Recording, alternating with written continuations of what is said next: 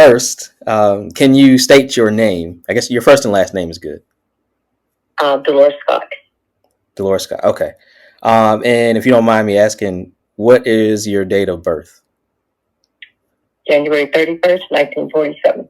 1947. Okay. And in 1947, where were you born? Like what city? In St. Petersburg, Florida.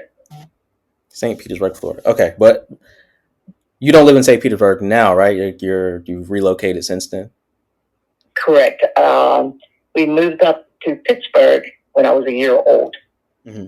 And I guess when I really started paying attention to what was going on was when I was like, I guess about 4 or 5 years old. Mm-hmm. And we moved to Charles Street.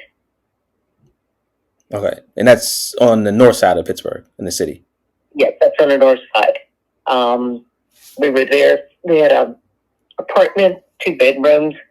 And then within a year's time, my dad's brother joined us with his daughter, his wife and daughter. And they stayed with us for a while. Okay. And how many siblings do you have? No, 9, including me. Oh, okay. So tell me a little bit about your siblings. Well, I have 5 brothers, 4 sisters, including myself. We lost one, my sister, 2 years ago. We grew up, a lot of togetherness. Back in those days, everybody didn't have their own room. So it was like we were like almost on top of each other. But it was fun. It was a lot of sibling rivalry, but it was a lot of fun, a lot of closeness. Mm. And what type of work did your parents do? Well, at that particular time, you got to remember that that's back in the 50s. My dad worked at J&L. J&L was like where everybody worked. And women back in that era stayed at home. They very seldom worked. They stayed home and raised kids. That was their job. So that's kind of interesting too, just thinking about, for me being married now and having just one child and, this day and age, everybody pretty much works and, raises a family and all that type of stuff. So it's just interesting to hear that perspective. So I guess what did the day-to-day look like for your mom and your siblings? Okay. My dad would get up at 6 o'clock in the morning, something like that, go to work. Then my mom would get us up. We'd go to school, and Dad was at work all day. And when your dad worked in that time, you weren't allowed to call. Like if something happened in the family, the mother took care of everything. The dad found out when he got home from work. And when they say you lived with like the community took care of everything, they did. The neighbors pitched in. If you wanted to go to the store and you had to cross the street, a neighbor would come out and cross you. We weren't allowed to leave the area, and you just didn't do it because you knew you would get in trouble. And dinner was served 5 o'clock on the nose, whether my dad was there or not. We all came in, we all sat at the table, and we all ate together. If you got home from school early, say if your mom was out shopping and you couldn't get to the house, you could always go to a neighbor and stay there until your parent got home. That's just the way it was set up. And it wasn't even called a neighborhood watch. It was just what they did back in that day. Your experience, do you see a lot of the same type of feel like now? It's been more, the time of this interview is in, 2023. So do you see that same type of community feel at this point, or do you think it's shifted and it's different now? Oh, it's shifted a lot. It's definitely different now. Like I said, you got to remember too that back in the 50s, going into the 60s, women didn't have a lot of rights back then. They voting was like barely did it.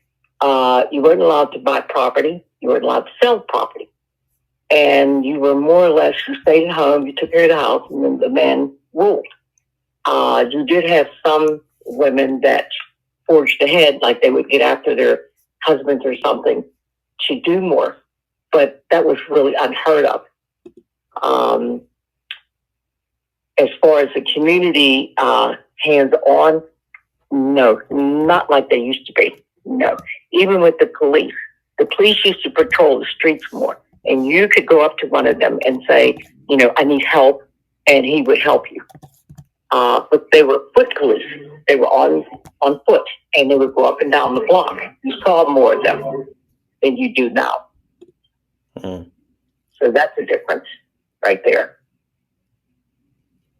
And I guess in yours, so you mentioned the police. I guess it was more of a like a pleasant vibe between like people growing up in the police is like back then versus now, from what you've experienced.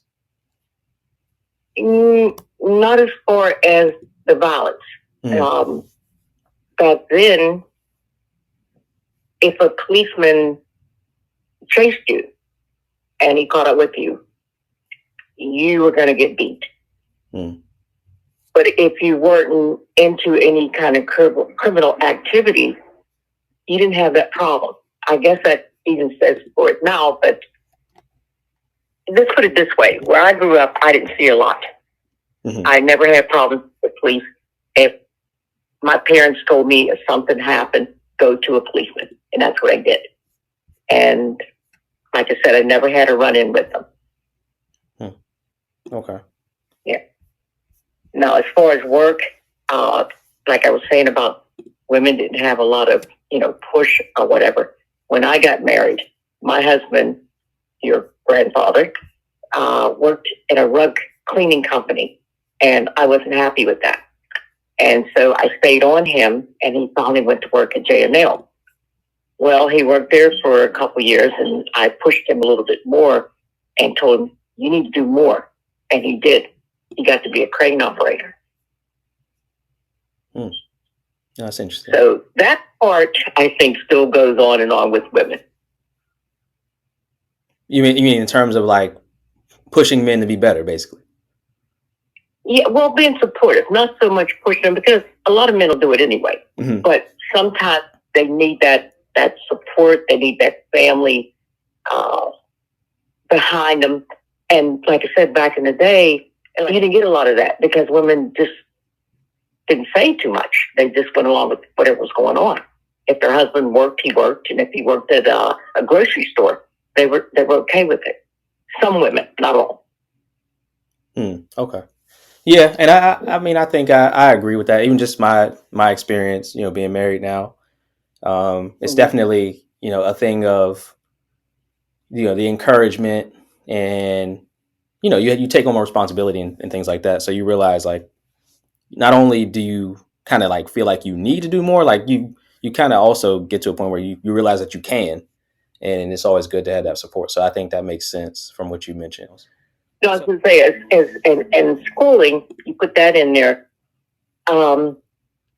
African Americans, when they were going to school, there wasn't a lot of push for them to do jobs. It was more. I started Mary Jane College.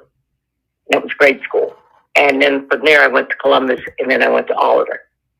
And there wasn't a lot of incentive, like you can do this, you can do that.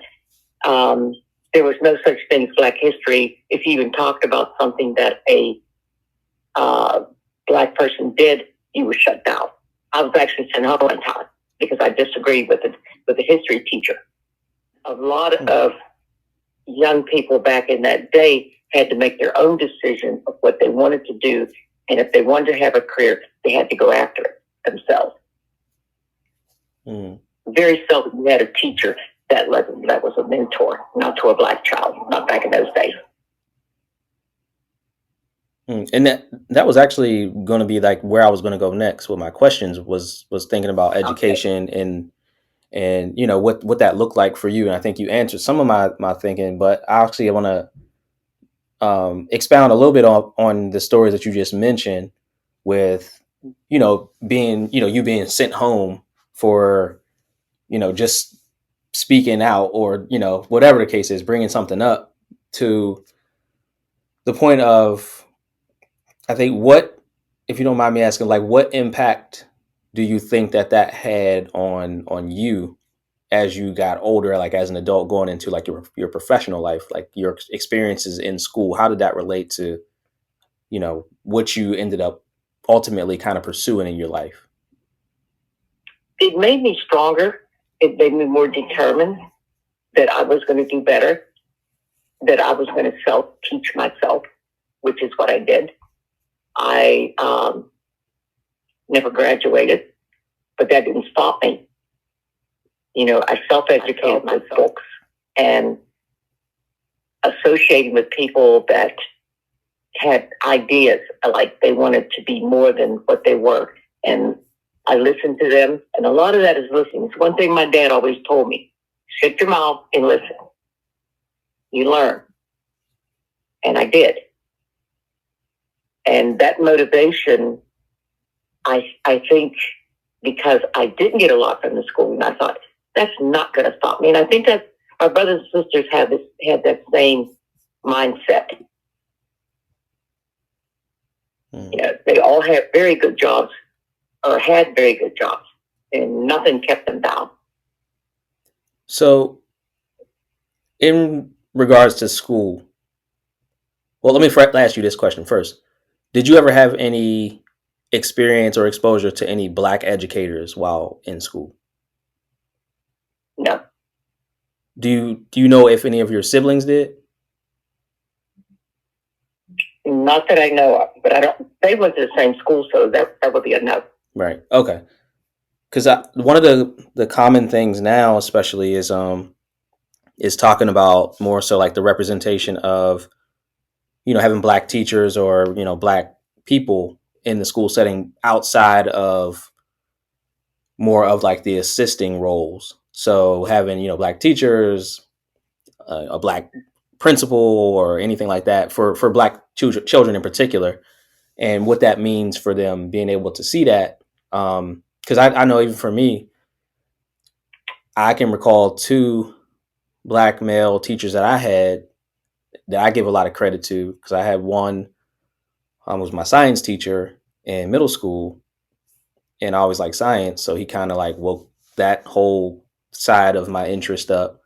And then when I got to high school, my chemistry teacher in 10th grade was a black man as well. And then I ended up pursuing, chemistry in college. So it's just interesting to hear like your experience with that, especially thinking about like younger people growing up now, and just even like where we are. Cause I think most recently, I think the numbers I saw just for black men in particular, not necessarily for black women, it's a little bit of a higher percentage, but black men, and as far as teachers go, I think we make up like 1.8% of all the teachers. So just thinking about that and what your experience was. But so like I guess what was your schooling like though? Like what type of classes did you take? What did you do, while attending Okay. school? Well, by the time I got to junior high, okay, it was math. There was no like algebra or anything like that. I mean, you had to be well advanced to even get in one of those classes. You did the normal math, history, English, science, head orchestra. That was basically it. And they had hygiene. Well, I remember I was swimming. That was one of the things that a lot of young women didn't like to take because of our hair. And we had to go through school the rest of the day with our hair not being the way it should look. So that was a failing class, and I don't think they understood why young women, black women, did not want to participate. They just didn't understand. So that was like a failing mark that you got.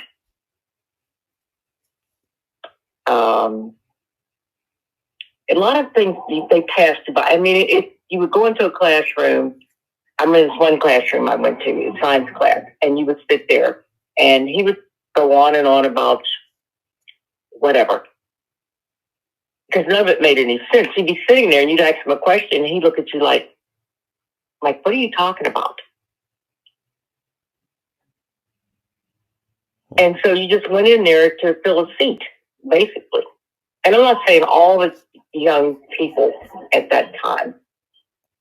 Some were okay with it. I wasn't. I rebelled because I could see they weren't teaching us anything.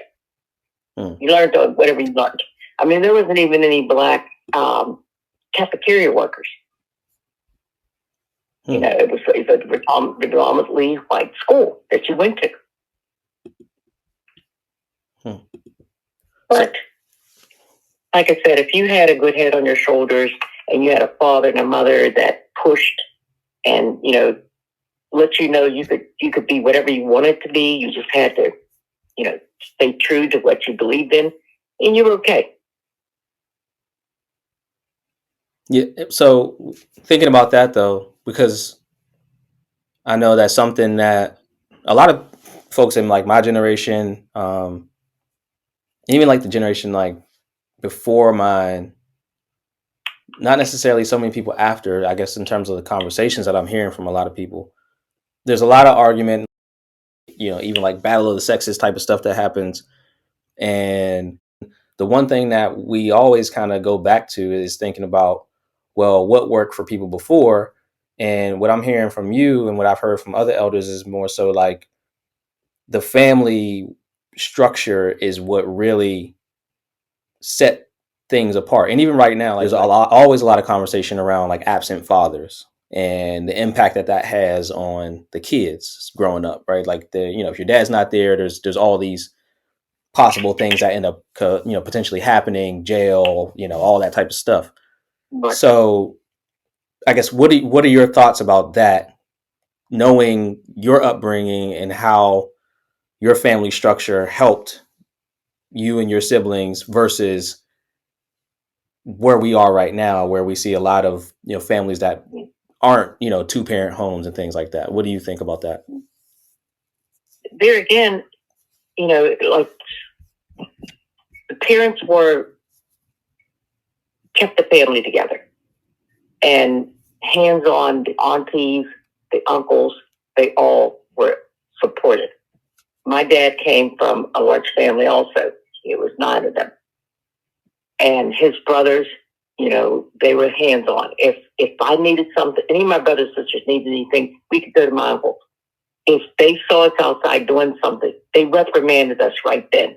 There was no, well, you shouldn't do that, or they didn't turn their head the other way. They did not party with us. They were the adults, and we respected them. And I think that's a lot of that is not happening nowadays. Our parents, yes, they had a good time. They partied like anybody else, but there was a rule. And you didn't go over that, cross that line when it came to being disrespectful. And a lot of these youngins nowadays are very disrespectful. Like I said, you had to be in to eat dinner. And you got to remember then, too, there was no TV. Radio was the big thing. So you came in, you had dinner, like you get in the morning, we all ate breakfast together. We ate dinner together. If my mother was going someplace shopping and if she put you in the house, you were not allowed to open that door, and you knew better. For one thing, the lady upstairs, she heard that door crack open, and she'd be down the steps in a minute going, "What are you doing?"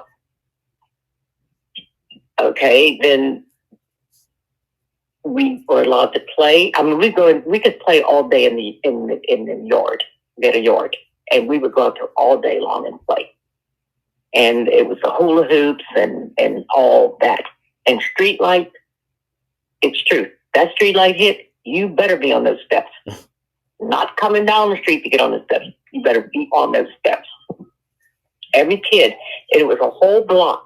There was 1, 2, 3, 4, 5, 6 houses in a row. And when that street light came on, you could look and see each one of those kids on those steps where they belonged. And they were out there for maybe 5 or 10 minutes, and then they all start going in the house. That was like it was just a rule that, that's the way it worked. Kids now have no structure, and they do, but their parents, and maybe their parents were raised differently, so they're raising their kids the way they were raised. Because I raised my kids the way my parents raised me. Because when I got married and we bought a home and dinner, we all ate together. On Saturday mornings, if their dad was asleep, they had to go in the back and play. They were not allowed to run through the house because their father worked hard and he needed his rest. Holidays, we spent all the holidays together. In fact, I used to work out with my boys in the basement because they had weights. And it was a family thing. So I think a lot nowadays, I think that's what's missing. Not that family, even a cookout. We'd have cookouts, and they would be so much fun because you'd be cooking, the kids would be there, you'd have hot dogs, hamburgers, whatever, and it would be a fun time. And if the parents did drink, they moved away from us, and they drank a little, but they didn't get drunk. The kids could see that, and it was that's just the way it was. Now, I'm not sugarcoating it because there was days when all heck broke out sometime, but the majority of the time, yeah. And as far as pregnancies, if you were going to school and somebody didn't show up and everybody be like, where's Mary Kay at? Oh, she got sent down Florida. Everybody had an aunt down Florida. That's where you got shipped off to if you got pregnant. You never saw them again. Shipped to Florida? Drugs. Why Florida? They shipped them. I don't know. Everybody had an aunt in Florida. And when you got pregnant, that's where you went if you weren't married. And it was hush. Nobody talked about it. You weren't allowed to talk about it. It was like they didn't exist anymore. How crazy is that? You didn't go to school when you were pregnant. Oh, no. That was a big no-no. You just disappeared. And one of the rules back then was if you got pregnant, you better be getting married. So, yeah, it's totally different. I look at some of these youngins, and especially drugs. Now, there was drugs back then. Heroin, that was a choice of drugs back in the day. And you didn't see that much. It was more of the older crowd that was hooked on it. They drank more wine or stuff like that, but they weren't really doing as much.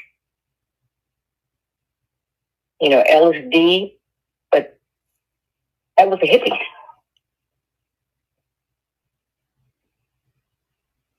So wait, and like when was that? Like what time frame was that more so? And that was like in the 50s, 60s. Okay. The area coming into 60s.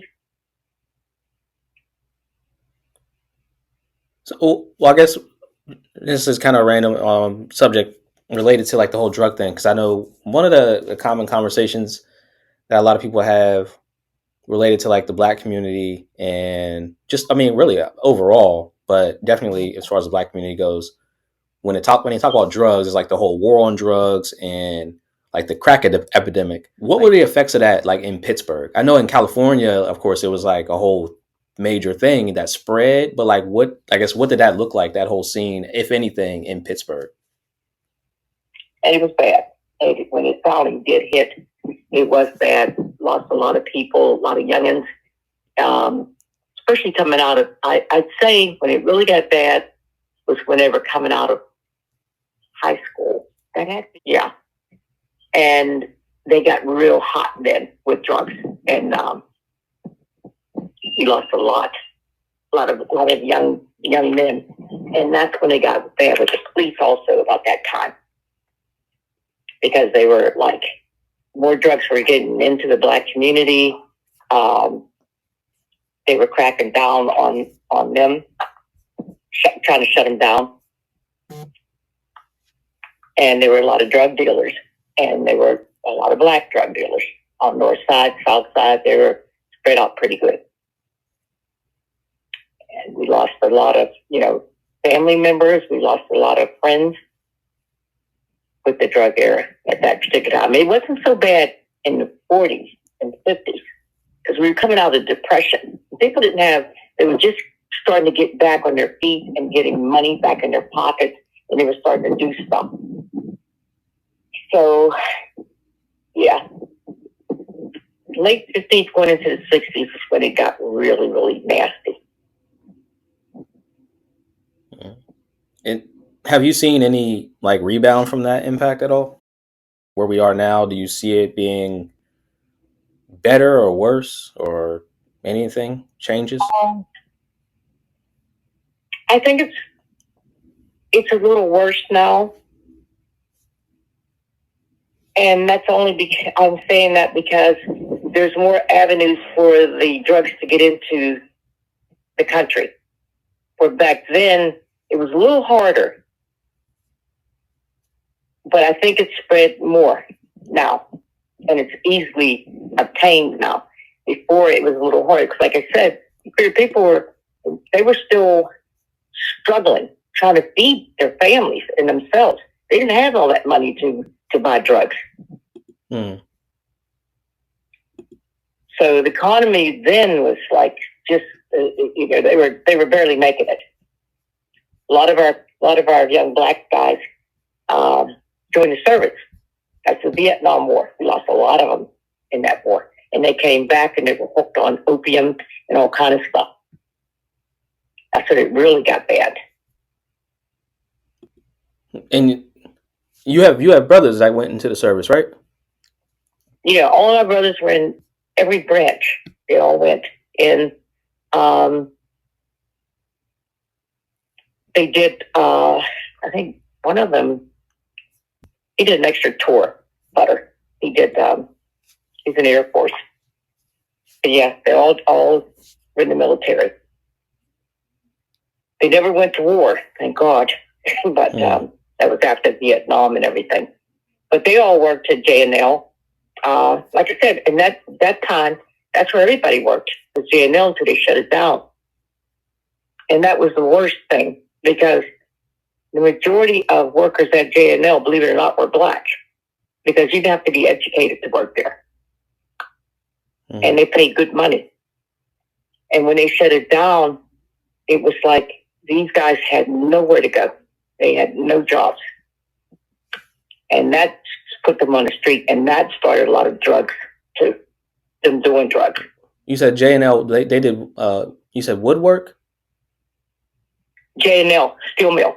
Steel mill, okay. When they shut it down, it shut a lot of people down because, like I said, that was their livelihood. That's where they worked all their life. My father worked there for over 40 years. Mm. And the thing about back in that period, okay, my dad worked there, and he was like, they would get laid off. Sometimes they would tell them, okay, we'll need you guys for a couple of months. And so my dad had to feed us. Now, we didn't go to welfare. Dad would work at a Chinese restaurant. He would find work, put it that way. He would find work. And he would work any place he could get a job. And then he would go hunting. Him and his brothers. They would get deers and rabbits and squirrels. That was Sunday dinner. You learn how to make it work, as they say. You learn how to survive. It was like in the 50s, late 50s. I say 56, something like that. Yeah. Okay. They didn't lay off then. They laid off. They didn't know they laid off until, I think it was in the 70s they laid off. But in between that time, they would have short work weeks or something like that. And then they would, you have to go find something to compensate, keep your family going. Those were rough times. I mean, there was, you had to have the ice brought to the house for your refrigerator. Okay. They're not like the refrigerators you have nowadays. You had to have ice in there. Keep stuff cold. So you had to wait for the Iceman to come. Children back then didn't get an allowance. Collected tin cans or rags, and you took them to the rag man. And you get a couple of dollars, maybe $1. And that was enough to get you to the show, which was 10 cents, or to get on the we didn't have a bus then, it was a trolley. You get on the trolley. That was like a nickel. Candy was like a nickel, something like that. But that's how you got your extra money. So if you had to, I'm gonna try to put you on the spot. So if you had to rate your childhood, what would you fall in that spectrum? Well, I can't really remember a bad thing. I'm trying to think, and I can't remember of a bad. No, I can't remember anything bad. Like I said, our childhood was, you got up in the morning, you ate, you did your chores, then you went outside and played. You had a group of friends in that block. There may be about 10, 15 kids. We would play at, it was like an alleyway, and we would play there. And we hook up every day. We played Red Rover, we did the hula hoops, we did hopscotch, we played hide and seek. The favorite thing we used to do, and I know it's kind of gross, but at night, we'd get the lightning bugs, catch them in the doors. And then you take them out, and you play the pirate game. And you wait till the light, and you pull the light, and you stick them on your fingers for rings.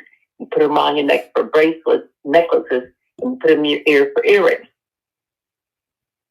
That was one of the favorite ones. Gross, but that's what we did. Oh man, that is funny. And then the other one was, where our backyard was, there was a garage, and it was a tree. You could climb up in the tree, and then people would come past. You could jump down on them, scare them. That was fun. And then we would go.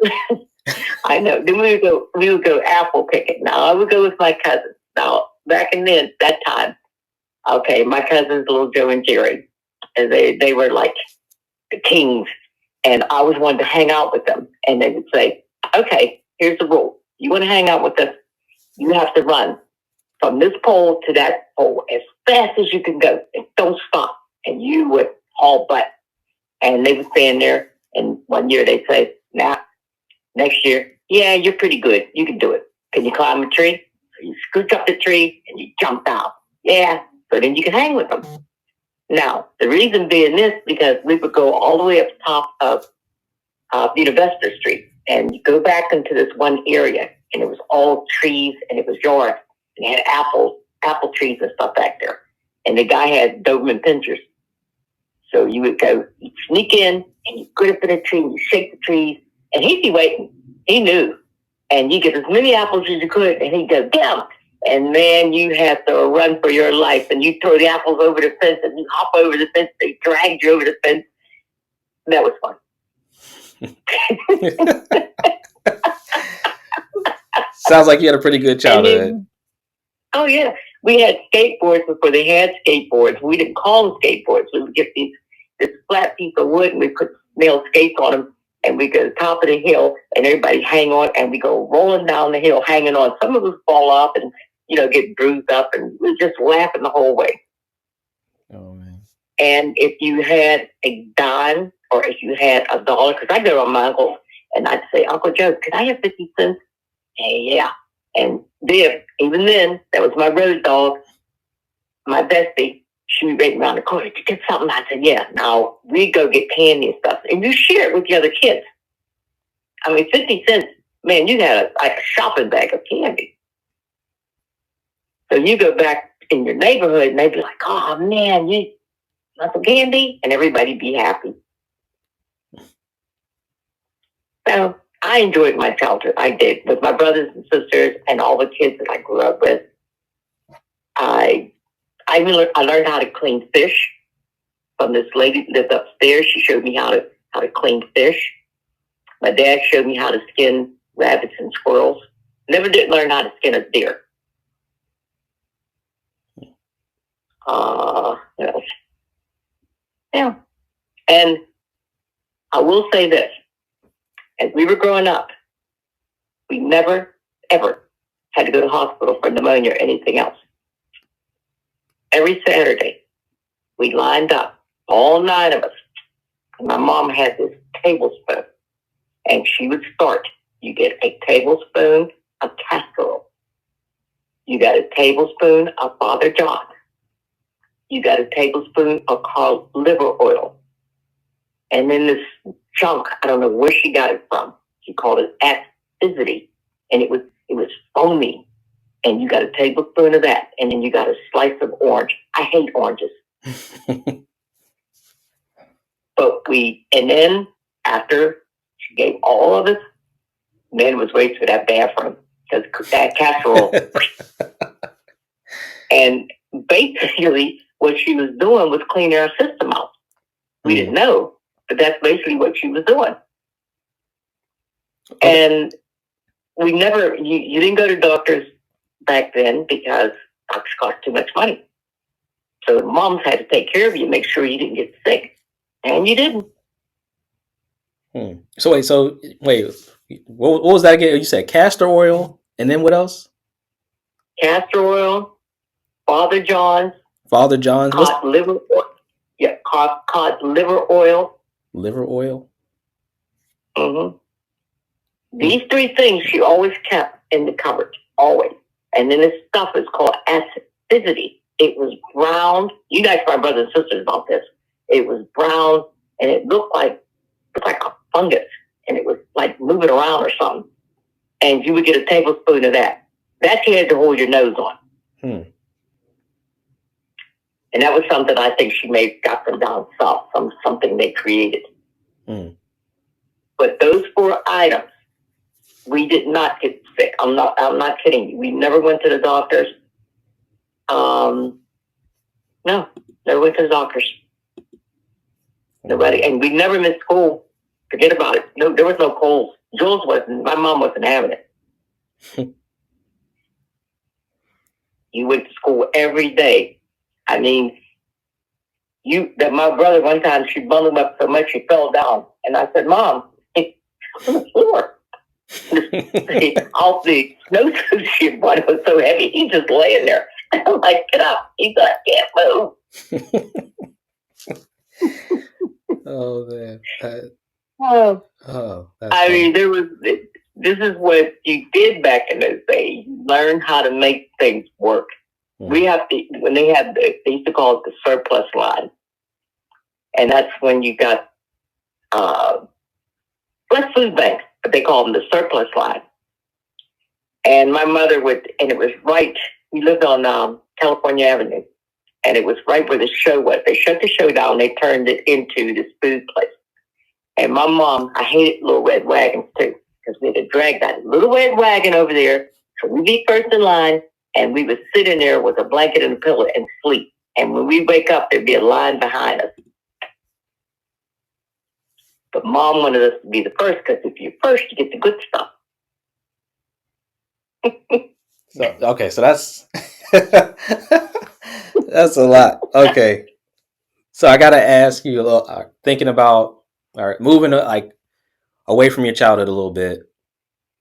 So thinking about you like, as an adult, so as you're coming into being like a woman, talk about like what that time period looked like, and then leading into I guess what you kind of started doing as an adult.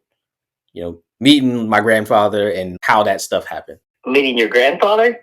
Or did that happen earlier? Well, he lived right next door to us. Oh. Like I said, we lived in California Avenue, and the houses were almost connected. And he lived right next door, and that's how I met him. In fact, I met him on roller skates. And I was rolling down, it's called A Street. I'm rolling down there on the roller skates, and he's standing there watching me, and I'm like, what are you looking at? The challenge. But that's how I met him. How old were you then? And when I met him, I think it was like 14. Okay. About 14. Okay. And so, at that time, Mom was like, no, you don't need a boyfriend. Not at all. Mom was real strict. And he actually was my first boyfriend. Because Julietta she stayed on me. Even though we had, before I met him, like I said, Viv was my bestie. And we would go down to Manchester. Now, you got to remember back then, we're allowed in Manchester because you lived on North Side. We're allowed to go across that bridge. You get chased back across. But some of the girls from Manchester were going to Columbus. So we kind of like became friends. So we formed a club called the Les Petites. It was the girls' club. And we would have what they call socials. And it basically, we would give dances. And we sell pop and hot dogs to keep our club going. And one of the singers, I can't think of her name now, her niece, Mary Spells, she was one of the people that was in our group. She was her sister, her niece or her cousin. Viv knows better than I do. She sang with the Supremes. Mm. But anyway, moving from that, I met with her grandfather, and I was one of the ones that was going to get shipped down to Florida because I was pregnant by the time I got to be 15. And so Mom and Dad were discussing that I was going to go live with my aunt. Like I told you, there's always an aunt that lives down there. And I refused. I said, I'm not going. And your grandfather was all for marrying me anyway. He said, well, we need to get married. And I was like, okay. So I had Fred, my oldest, and a couple months after I had him, Fred said, let's go, let's get married. So we did. And we actually stayed. He got an apartment. My aunt Ozzie, she had an apartment.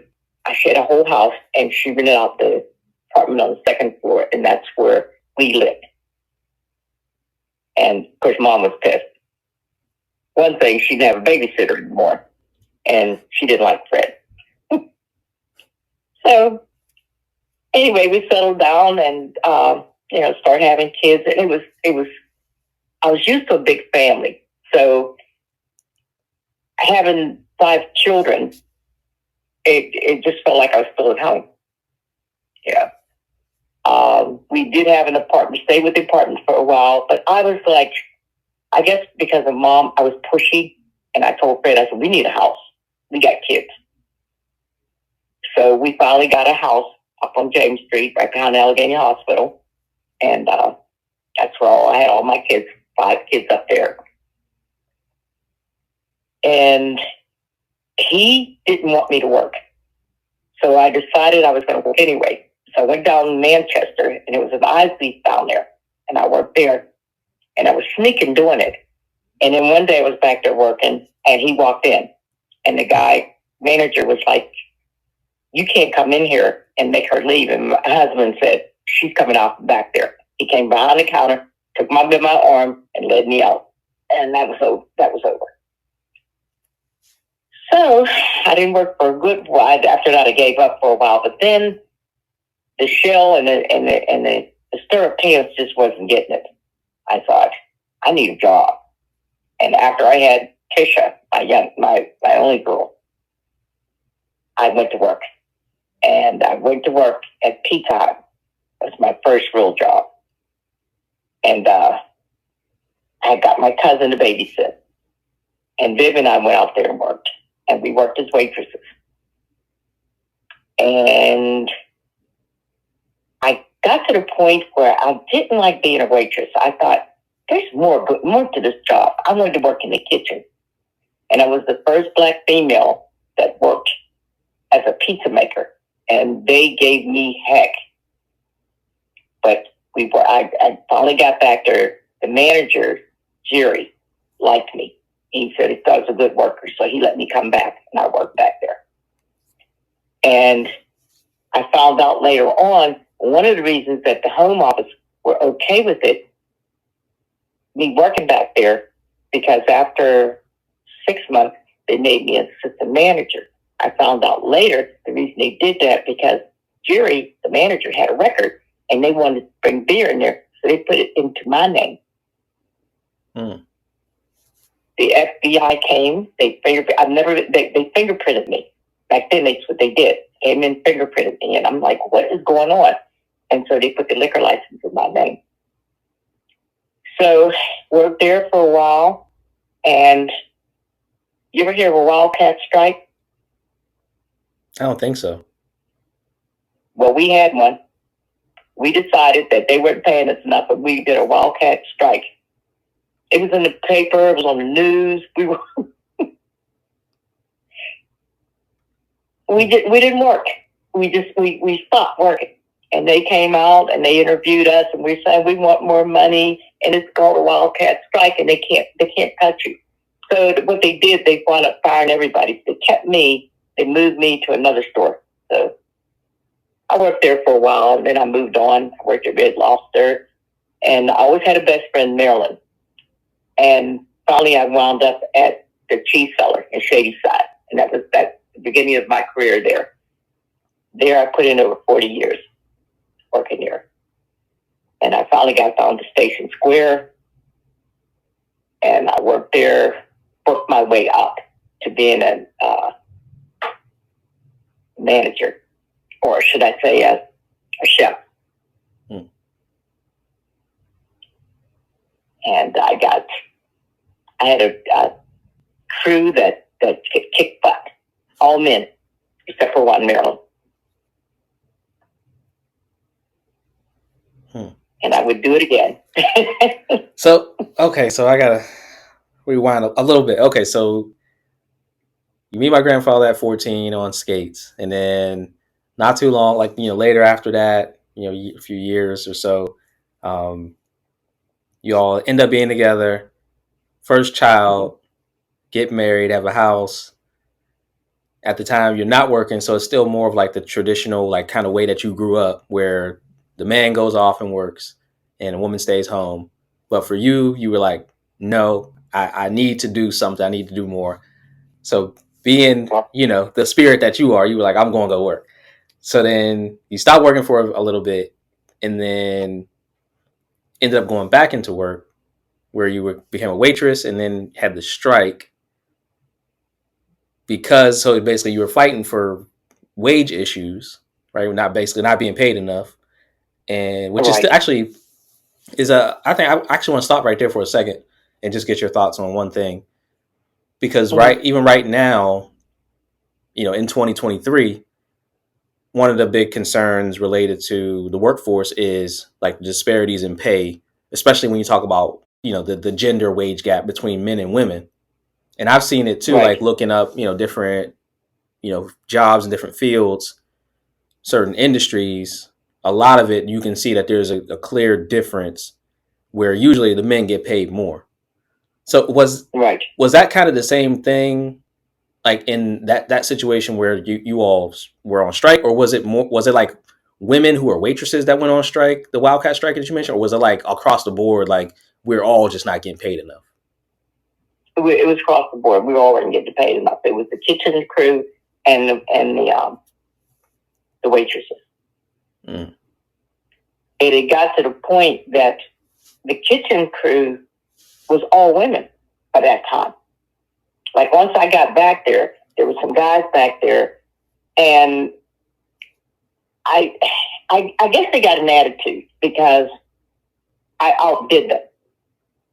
And the only reason I did them was because there again, back to my dad, because when he came out and he's looking around, he said, "Let me tell you something." He said, "No matter what you do your best." He said, "I don't care if you clean streets, you be the best street cleaner there is." And I could run circles around them in that kitchen. Now, maybe they could have outdone me, but they just didn't do it. Whether they didn't want to or they couldn't, they didn't do it. So that put me like top dog. And we lost a lot of the kitchen guys. So then women started coming in and they loved it. Oh, we got a woman. I was a supervisor at that time. I hadn't got to be assistant manager. I was a supervisor. And they loved it. Oh, we got a woman. So we worked well together. But then, like you said, the pay rate at that time, like Fred, your grandfather, he wouldn't take it. Like my money, he wouldn't take it. He told me, he says, "No, that's your money. Do what you want to. I'll take care of the house." There again, that thing, I take care of the house, I pay the bills. So I was like, oh, okay. So that's the way it was. So anything that the boys, like when they graduated, your father and Richard, when they graduated, I paid for everything, their tuxes, their shoes, their after party. I paid for all that. And but like going back to the wages, they weren't paying us enough, and then the things that they wanted us to do, like the waitresses, they wanted them at the end of the shift. They wanted them back in the whole restaurant, take out garbage. And they were like, "No, you're not paying me enough." So that's where the strike came in. Okay. All right. So fast forwarding to, you putting in all the work. Well, first of all, let me ask, did you always kind of see yourself in the restaurant industry? Was that always kind of a thing, or did you just kind of end up moving in that direction? I don't know if I really was moving in that direction because, okay, I was out there working and I wanted more money. And my sister, Patricia, was working at Allegheny. And she said, "Come over here." She said, "And you're going to make more money. Your benefits are better." And I said, "Oh, okay." So I went over there.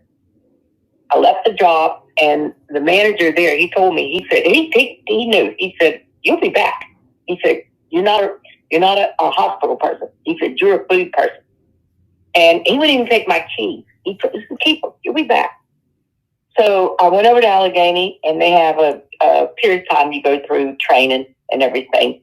And, you got the cute little uniforms, and I'm like, "Oh, this is cool." It wasn't. I'm not I can't do patients. And I think the worst thing they did, they put me on a cancer floor, and it was just too much. And so I just went to the supervisor and I told her, I said, "I'm out." And she said, "Well, maybe you need to give it some more time." I said, "No, I'm wasting your time and my time." I said, "Somebody else could be filling this." And I went back. The next day I went out there in my job, and Jerry just started laughing. He said, "I told you to be back." And ever since then, I was in the food. Like I said, I worked at Red Lobster. Even there, I went in there working, and I was a line cook. And all I had to do, the girls would fill up the refrigerated units, and I could reach in there, take stuff off, to fry. I had like four bats, and I would take the shrimp or whatever and fry them. Well, I would set up in the morning, like get everything set up, and have my line ready to go, and I would say maybe have a half an hour. So I'd go back, and Rainey and Tracy was back there, and I said, "Can I help you guys?" And they're like, "You want to help?" And I'm like, "Yeah, I don't have anything to do." So I started helping them. So then that's how I learned how to prep. And you think about it, that's a good thing because, say, like if you went to a job and you need to prep, now you know how to prep. So I did prep work. Every day I'd come in, I'd do prep. I wasn't getting paid for it, but it was learning. I was learning. And the reason I quit there is because one of the managers came in one day, and I was back there, and he says, "Oh, you got time to prep?" And I said, "Yeah." He said, and they call it the galley, and that's where you pick food up at. And he said, "Well, if you got time to do that," he said, "then I can use you to mop the floor and bring my maintenance guy in later."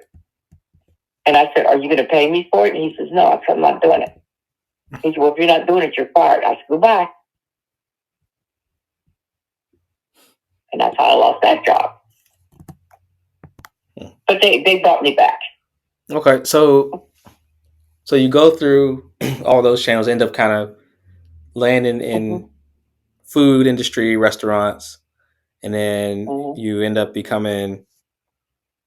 What was your title? Was it executive chef at the cheese cellar? It was executive chef. Yeah. Okay, and correct me if I'm wrong. There was something historical about that, though, right? Wasn't it in Pittsburgh? Yeah, I had. I was the first Black female to be a manager at that level that I was executive chef in Pittsburgh, and they actually interviewed me. Taste of Pittsburgh, I think it was called, and they interviewed me, and it was good. You know, I had a fantastic crew. I learned a lot. You know, I guess you do that with wherever you work at, but when you work with so many different people, you learn a lot. And they learned. I had one young guy. I think he was like 18, something like that, 17. And he was getting ready to go to college. And his parents came in. And they wanted to see me. And I came out. And they brought me a gift card. And they said, "You don't know how much you changed my son's life." And I'm like, "You kidding me?" She said, "No." She said, "All he talks about is here. He talks about Miss D, how positive she is, and on and on and on." That made me feel so good. You know, and I've had a couple of them, incidents like that happen. And I still see people that I've worked with, and still very respectful. You know, "Miss D, how you doing? Oh, I love working under you," on and on. And you were the first official job that my oldest brother had, right? Right. Yeah, Julian, when I got him in there, I think Julian was 14. I think it's 14. And I went to the manager, and the twist on that was the manager at that time, Richie Snyder, when he first started there, he was 14. And they snuck him in because you're not allowed to be in at that age. And so we kind of like moved him around in the kitchen and stuff. So when Julian, I went and talked to Richie. I said, "Richie, I need to get my grandson in here." I said, he needs a good job. And he says, "Well, she's only 14. I said, "Remember when you were 14, we gave you a chance." That's how Julian got in. And he's like, "Yeah, you're right." And so he got in there, and my son worked for me. A couple of my boys worked for me. And a couple of my cousins worked for me. Came down and worked. And anybody I could give a job to, they came in, as long as they wanted to work, I'd hire them. But if they didn't want to work, they got fired.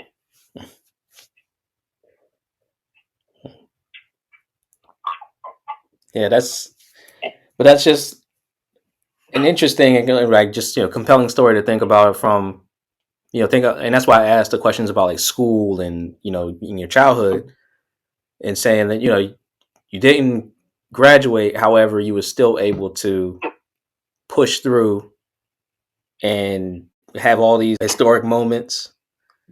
First Black woman to first African American in general, right? As far as manager and executive chef thing.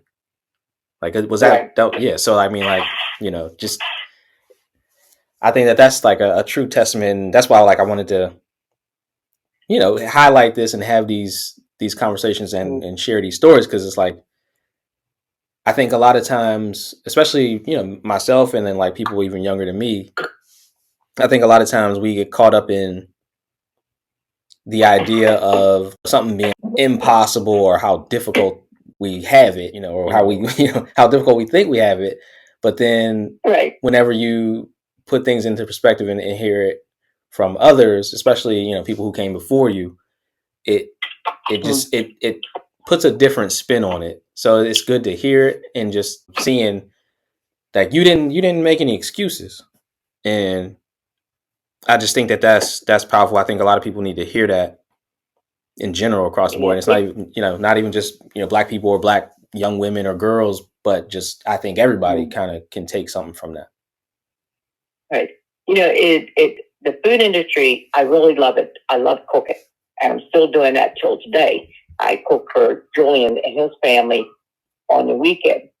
And I do it because I just love creating things. And one thing about working in food industries, if you work for, it's structured. And if you work for corporate, they have a lot of hands on. Like a lot of meals, they have to put it in their test kitchen before they can give it to you.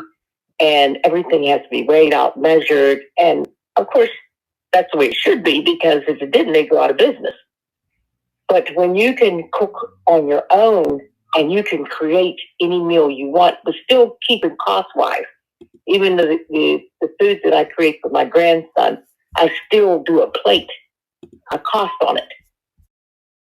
So I'm still doing it, but I'm doing it my way. All right. So thinking about, all of those experiences growing up all the way through, family, having your kids, everything, all the stuff that you've seen, and even thinking about like your career. If we can kind of end this on one thing I want to be left behind is, of course, with the stories and everything, like those are, of course, extremely important.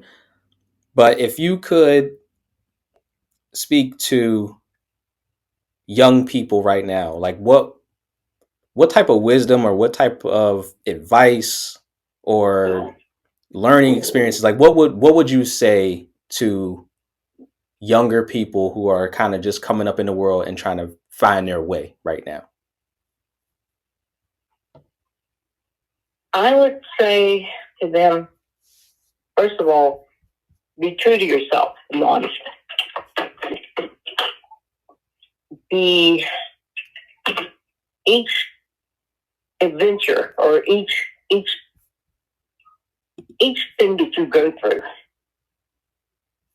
it's a lesson. Take something from it. Don't ever think that you know everything. And from your elders, you can learn a lot. That doesn't mean that you have to not have your own ideas. You definitely should. But take a little bit from what they're telling you and from their teachings.